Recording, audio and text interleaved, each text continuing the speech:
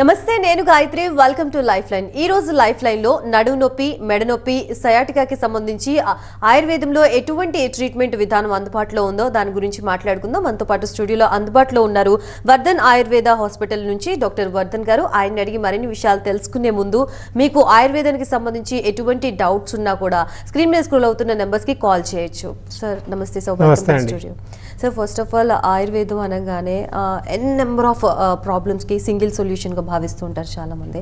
అసలు ఆయుర్వేదంలో వేటికి ట్రీట్మెంట్ అందుబాటులో ఉంది అండ్ దాని పనితీరు ఏ విధంగా ఉంటుంది? ఒకటండి, అంటే ఇక్కడ మనము చాలా సింపుల్గా డిస్క్రిమినేషన్ చేయాలి. ఫర్ ఎగ్జాంపుల్, ఏదైనా ఎమర్జెన్సీ కండిషన్ వచ్చింది అంటే acute condition or emergency condition వచ్చింది, దానికి కంపల్సరీగా మీరు అలోపతిక్ సిస్టమ్ ఆఫ్ మెడిసిన్కి వెళ్ళాల్సి ఉంటుంది. సో ఎగ్జాంపుల్ ఏంటంటే, ఇప్పుడు రోడ్ ట్రాఫిక్ యాక్సిడెంటే జరిగింది, స్పైనల్ ప్రాబ్లం వచ్చింది, బ్యాక్ పెయిన్, నెక్ పెయిన్ వచ్చింది, ఏదో ఫ్రాక్చర్ అయింది వచ్చింది. అలాంటి సిచ్యువేషన్లో ఆయుర్వేదం కానీ మీరు కూర్చొని యోగా చేస్తాను, ప్రాణాయామ చేస్తాను అంటే కుదరదు. ఆ టైంలో కంపల్సరీ ఎమర్జెన్సీ సిచ్యువేషన్స్కి వెళ్ళిపోవాలి. ఎమర్జెన్సీ మెడిసిన్లో best is allopathy. And chronic ailments అంటే దీర్ఘకాలిక వ్యాధులు ఏవైతే ఉన్నాయో, ఫర్ ఎగ్జాంపుల్ బ్యాక్ పెయినే తీసుకోండి, ఆస్తమా లాంటి కండిషన్స్ తీసుకోండి, liver problems, skin psoriasis, sexual problems, gastric, దాంట్లో ఐబిఎస్, ఐబిడి లాంటి కండిషన్స్, మూత్రవా స్రోతస్సులో వచ్చేవి ఇప్పుడు కిడ్నీ స్టోన్స్ లేదా స్ట్రిక్చర్ యురేత్రా లేదా గాల్ బ్లాడర్ స్టోన్స్, ఇలాంటి వాటికి క్రానిక్ ఎయిల్మెంట్స్, వీటన్నిటికీ పక్షవాతం లాంటి కండిషన్స్కి కంపల్సరీగా ఆయుర్వేదానికి వెళ్ళాల్సి ఉంటుంది. సో ఇంకొక తీరుగా మనం చెప్పాలంటే, స్ట్రక్చరల్ చేంజెస్ ఏమన్నా మార్చాలి అని అంటే అప్పుడు అలోపతి చాలా బాగా పనిచేస్తుంది. ఫంక్షనాలిటీని పెంచాలి, ఫర్ ఎగ్జాంపుల్ ఇన్ఫర్టిలిటీనే ఉంది అంటే గర్భాశయంలో సరైనటువంటి అండం రిలీజ్ కావట్లేదు, సరైనటువంటి శుక్రకణాలు లేవు, అలాంటి వాళ్ళకి ఫంక్షనాలిటీని పెంచడంలో ఆయుర్వేదం ద బెస్ట్గా పనిచేస్తుంది. ఇలా దీర్ఘకాలిక వ్యాధులన్నిటికీ కూడా ఆయుర్వేదంలో సూపర్ స్పెషాలిటీ ట్రీట్మెంట్స్ ఉన్నాయి. మన దగ్గర స్పైనల్ కేర్ అనేది సూపర్ స్పెషాలిటీ ట్రీట్మెంట్ చేస్తాము. మల్టీ స్పెషాలిటీ ట్రీట్మెంట్స్లో skin care, sexual care, fertility care, gastro care, liver care, cancer care, ఇలాంటివన్నీ కూడా వర్ధన్ ఆయుర్వేదాలు చేస్తూ ఉంటాం. అండ్ ఇప్పుడు ప్రజెంట్ చూస్తుంటే చిన్నవాళ్ళు లేదు, పెద్దవాళ్ళు లేదు, ప్రతి ఒక్కరిలో కూడా బ్యాక్ పెయిన్, నెక్ పెయిన్, ఇవన్నీ కామన్గా వింటున్న సిమ్టమ్స్. అండ్ వాళ్ళు చెప్తున్న రీజన్స్ కూడా వాళ్ళకి తెలుసు దేనివల్ల వస్తుందని తెలిసి కూడా వాళ్ళు పాటించడం లేదు. అసలు దీనిపై ఏమంటారు? అండ్ ఇలాంటి వాళ్ళ దగ్గర మీకు ఎలాంటి ట్రీట్మెంట్ ఉంటుంది?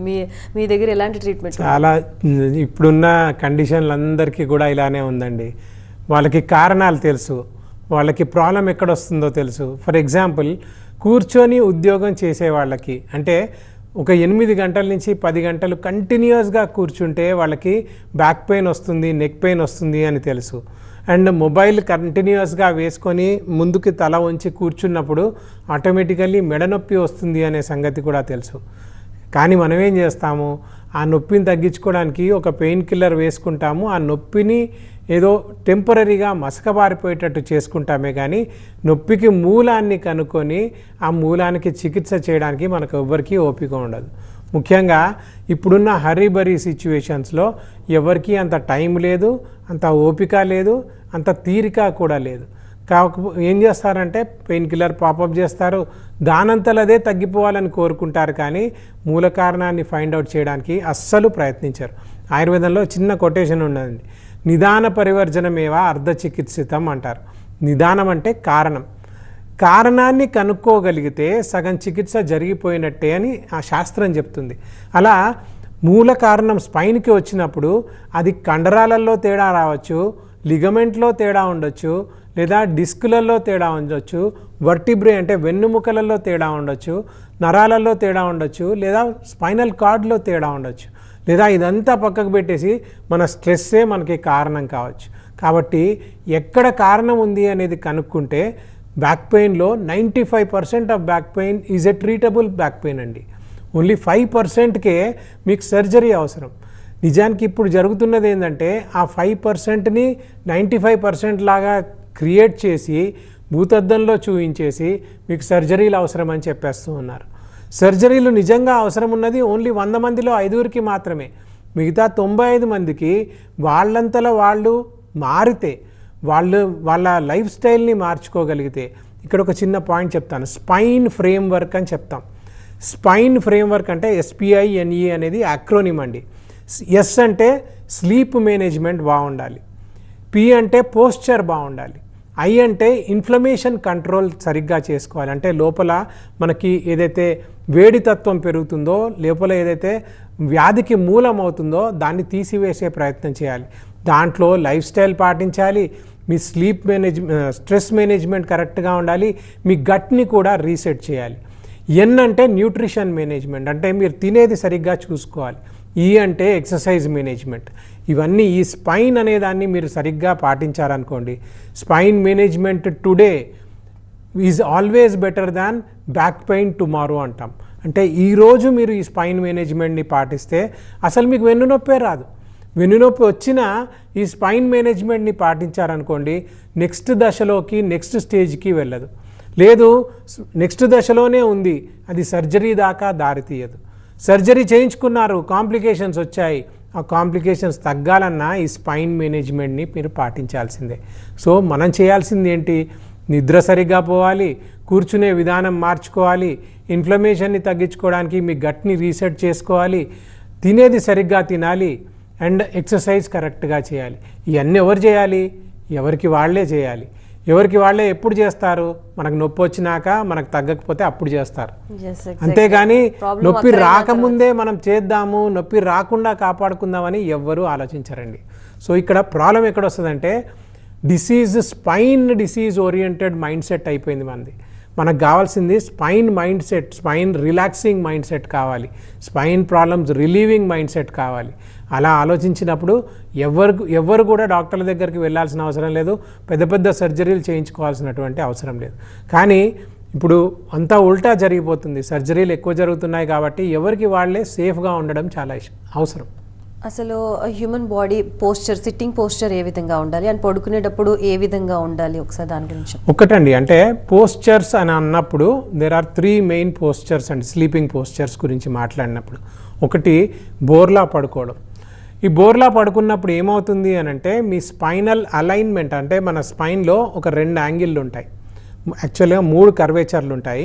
ఒకటి నెక్ దగ్గర, ఒకటి లోవర్ బ్యాక్ దగ్గర మాత్రం అది ఆల్రెడీ వీక్ పాయింట్లు ఉన్నటువంటి కర్వేచర్లు ఉంటాయి. బోర్లా పడుకున్నప్పుడు, అంటే స్టమక్ స్లీపర్స్ అంటారు, పొట్ట మీద పడుకున్నప్పుడు ఆ 2 కర్వేచర్స్లో ఇట్లా ఎక్స్టెండ్ అయినట్టు జరుగుతుంది. దాంతో బ్యాక్ పెయిన్ లేని వాళ్ళకి కూడా బ్యాక్ పెయిన్ వచ్చేటువంటి ఛాన్సెస్ ఉన్నాయి. అండ్ అజీర్ణము, కాన్స్టిపేషను, స్లీప్లెస్నెస్ ఇవన్నీ కూడా వచ్చేటువంటి ఛాన్సెస్ ఉన్నాయి. రెండోది సైడ్కి పడుకోవడం. సైడ్కి పడుకోవడం అని అంటే దీంట్లో రైట్ సైడ్ పడుకోవడము, లెఫ్ట్ సైడ్ పడుకోవడము రెండు రకాలుగా ఉంటాయి. Left lateral sleeping posture, right lateral sleeping posture అంటాం. రైట్ సైడ్ పడుకున్నప్పుడు మీకు స్టమక్ ఉల్టా తిరిగిపోతుంది, అక్కడ గ్యాస్కి కానీ మీకు అక్కడ గ్యాప్ కానీ ఏర్పడదు. దాంతో యాసిడ్స్ ఏవైతే రిలీజ్ అవుతాయో అవి పైకి ఎగతన్నేటువంటి ఛాన్సెస్ ఉన్నాయి. దాంతో అసిడిటీ రావచ్చు, లేదా నాసియా ఫీలింగ్ రావచ్చు, లేదా మీకు GERD అంటారు, గ్యాస్ట్రో ఇసోఫేజియల్ రిఫ్లక్స్ డిసీజ్ అంటారు, ఇలాంటివి వచ్చేటువంటి ఛాన్సెస్ ఉన్నాయి. లెఫ్ట్ లాటరల్ పొజిషన్ పడుకుంటే మన హార్ట్ లెఫ్ట్ సైడే ఉంటుంది. మనం పడుకున్నప్పుడు మన స్టమక్లో పైన గ్యాప్ వస్తుంది, దాంతో గ్యాస్ పైకి వచ్చేటువంటి ఛాన్సెస్ ఉంటాయి, అంటే యాసిడ్ రిఫ్లక్స్ రాకుండా ఉంటుంది. అందుకనే వామ పార్శ్వంలో పడుకోమని శాస్త్రం చెప్తుంది. సో ఆయుర్వేదం చెప్పేది లెఫ్ట్ లాటరల్ పొజిషన్లో పడుకోండి అని చెప్తారు. ఈవెన్ వస్తి కర్మ అని ఉంటుంది, అది కూడా లెఫ్ట్ లాటరల్ పొజిషన్లోనే ఇస్తాం మేము. ఎనీమా ఇచ్చే ప్రొసీజర్స్ అన్నీ లెఫ్ట్ లాటరల్ పొజిషన్లోనే ఇస్తాం. ఇదంతా ఎందుకు అని అంటే, బేసిక్ ఫిజియాలజీ ఆ కాలంలోనే ఆయుర్వేద జ్ఞానులకి, ఆయుర్వేద యోగులకి అర్థమైపోయింది. సో అలా లెఫ్ట్ సైడ్ పడుకోవడం చాలా మంచిది. ఇంకొకటి సుపైన్ పొజిషన్ అంటాం, అంటే స్పైన్ మనకి బెడ్ మీద ఆనుకొని పడుకోవడం, అది కూడా మంచిదే. కానీ దాంట్లో కాంప్లికేషన్ ఏమొస్తుందంటే గురక ఎక్కువ వచ్చే ఛాన్సెస్ ఉన్నాయి. సో లంగ్స్ కంప్రెస్ అయిపోయే ఛాన్సెస్ ఉన్నాయి.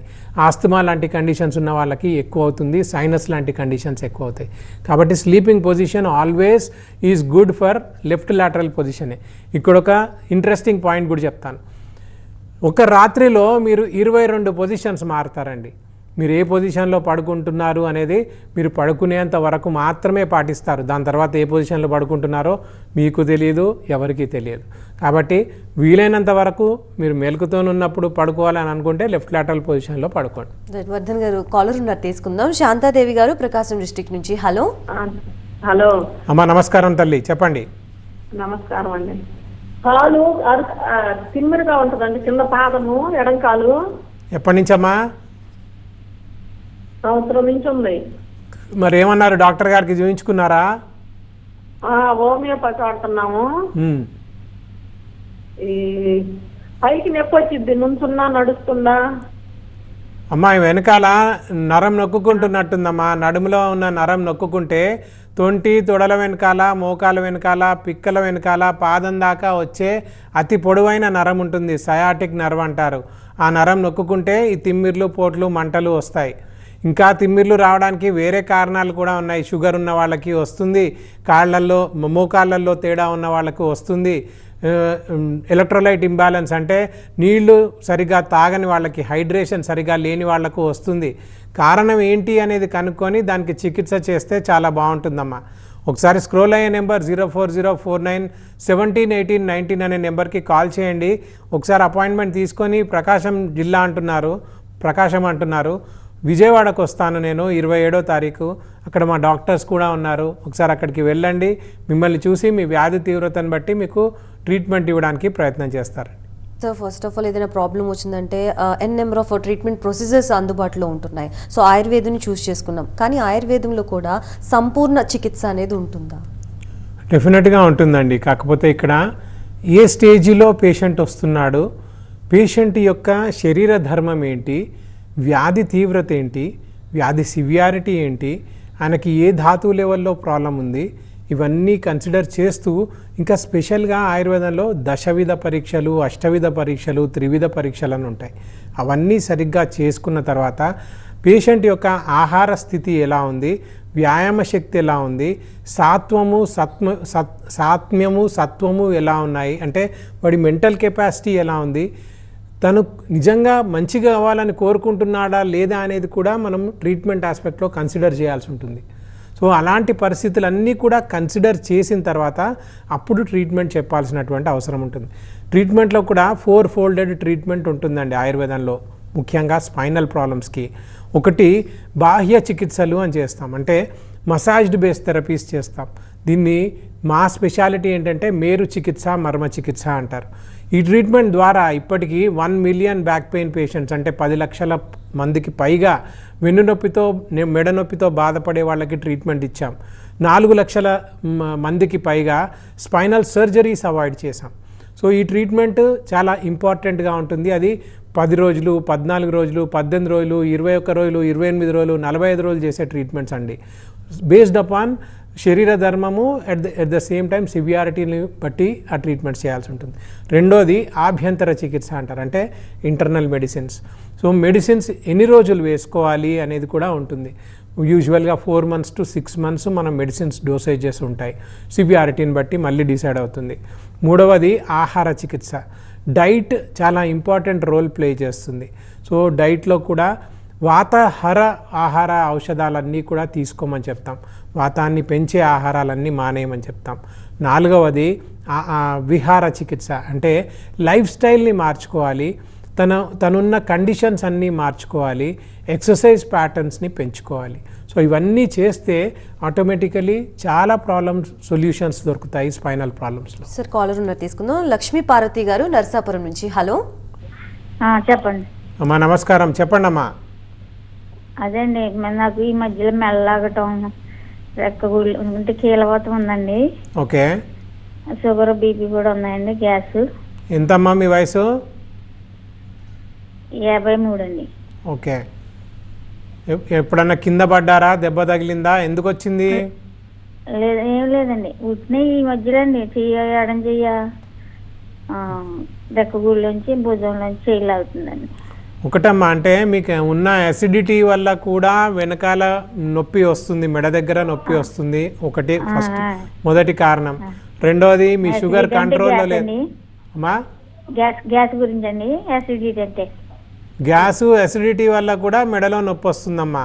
రెండవ కారణం మీకు ఉన్న షుగర్ వల్ల కూడా మెడలో నడుములో నొప్పి వస్తుంది. మూడవది మీకు మెడలో నడుములో వెన్నులో ఏదన్నా తేడా ఉందనుకోండి, అప్పుడు కూడా మీకు మెడ నొప్పి నడుము నొప్పి వచ్చేటువంటి ఛాన్సెస్ ఉన్నాయి. మూల కారణం ఏంటి అనేది కనుక్కొని దానికి ట్రీట్మెంట్ చేస్తే బాగుంటుందమ్మా. లోకల్లో డాక్టర్స్కి చూయించుకోండి. లేదు ఇంకా మంచి ట్రీట్మెంట్ కావాలి, స్పెషాలిటీ ట్రీట్మెంట్ కావాలంటే మాత్రం మా నెంబర్కి కాల్ చేయండి. 04049171819 అనే నెంబర్కి. మిమ్మల్ని మీతో మాట్లాడి మీ వ్యాధి తీవ్రతను బట్టి మీకు ట్రీట్మెంట్ చెప్దామమ్మా. రైట్ వర్ధన్ గారు, చాలా మంది నోటంపు నుంచి వినిపిస్తున్నమాట, పూర్వం వాళ్ళు తినే ఆహారమో లేకపోతే వాళ్ళు అంత బలంగా ఉండేవాళ్ళు అని. ఇప్పుడు అడల్ట్స్కి ఏ చిన్నది కొంచెం స్ట్రెస్ వచ్చినా లేకపోతే కొంచెం వర్క్ చేసినా అలసట పడిపోతున్నారు. ఇప్పుడున్న జనరేషన్కి అలాంటి ఫుడ్ ఇవ్వడం కష్టమే. అండ్ వాళ్ళు తీసుకోవడానికి ఏమన్నా హోమ్ రెమెడీస్ ఉన్నాయా ఫుడ్ తీసుకునే ఇంటేక్లో? కష్టం ఏం కాదండి. పాయింట్ వచ్చేసరికి నిజానికి మనకి ఇష్టంగా ఉందా లేదా, మనం తీసుకునే వీలుందా లేదా, మనం తీసుకోవడానికి మనకు మెంటల్ మేకప్ ఉందా లేదా అనేదే ఇంపార్టెంట్. సింపుల్గా చెప్తాను, నువ్వులు తింటే మీకు కాల్షియం రిచ్ ఫుడ్ అండి. నువ్వులు కరెక్ట్గా తీసుకున్నారనుకోండి, ఇప్పుడు కాల్షియం రిచ్ ఫుడ్ అనగానే నాన్ వెజిటేరియనే గుర్తొస్తుంది.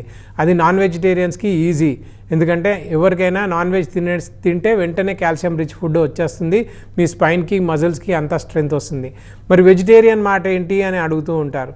దానికి నువ్వులు కరెక్ట్గా వేయించుకొని నువ్వుల లడ్డు లాంటిది చేసుకొని తిన్నా సరిపోతుంది. వారానికి ఒక్క లడ్డు తిన్నా మీకు వారానికి సరిపడా కాల్షియం రిక్వైర్మెంట్ వచ్చేస్తుంది దాంట్లో. ఇది చేసుకోవడం ఎంత కష్టమైన పని, బయట కూడా దొరుకుతుందండి. కాకపోతే మైండ్ సెట్ ఉండాలి. సో ఇక్కడ అండ్ సెకండ్ పాయింట్, మనది నర్వస్ సిస్టమే కానీ మన బ్రెయినే కానీ మొత్తం నరాల వ్యవస్థ అంతా కూడా it is made up out of fat అండి. సో మనం ఏం చేస్తున్నాం ఈ కాలంలో, ఫ్యాట్ ఫ్రీ పాలు, fat free curd, fat free food తింటేనేమో ట్రాన్స్ ఫ్యాట్ ఉన్న బయట దొరికే రోడ్ల మీద దొరికే ఫుడ్ తింటాము, లేకపోతేనేమో అస్సలు తినకుండా ఉంటాము. జీరో ఫ్యాట్ డైట్, వెయిట్ తగ్గించుకోవాలనే కోరికతోటి అసలు నెయ్యి తినడమే మానేస్తాం. నెయ్యి తింటే మీ నర్వస్ సిస్టమ్కి మంచిది, నెయ్యి తింటే మీ బ్రెయిన్ పవర్కి మంచిది, నెయ్యి తింటే మీ బ్రెయిన్ ఫోకస్ మంచిగా పెరుగుతుంది. సో ఇవన్నీ బేసిక్ పాయింట్స్ అండి. పాలు తాగడము, నెయ్యి తినడము, ఎండలో కూర్చోవడము, కరెక్ట్ అయినటువంటి ఆహారపు అలవాట్లు పాటించడము, కొన్ని అవాయిడబుల్ ఫుడ్స్, అడ్వైజ్డ్ ఫుడ్స్, పెరుగు తినకూడదు. హెల్తీగా ఉన్న పర్సన్ కూడా ఓన్లీ మధ్యాహ్నం పూట మాత్రమే పెరుగు తినాలి, రాత్రిపూట అసలు తినకూడదు. కానీ మనం ఏం చేస్తాము, రోజంతా కష్టపడిపోయి ఇంటికి పోయి గడ్డ పెరుగు వేసుకుని తింటే కానీ మనకు తిన్నట్టుగా ఉండదు. సో విరుద్ధం అనేది మనంతలో మనమే చేస్తున్నాం.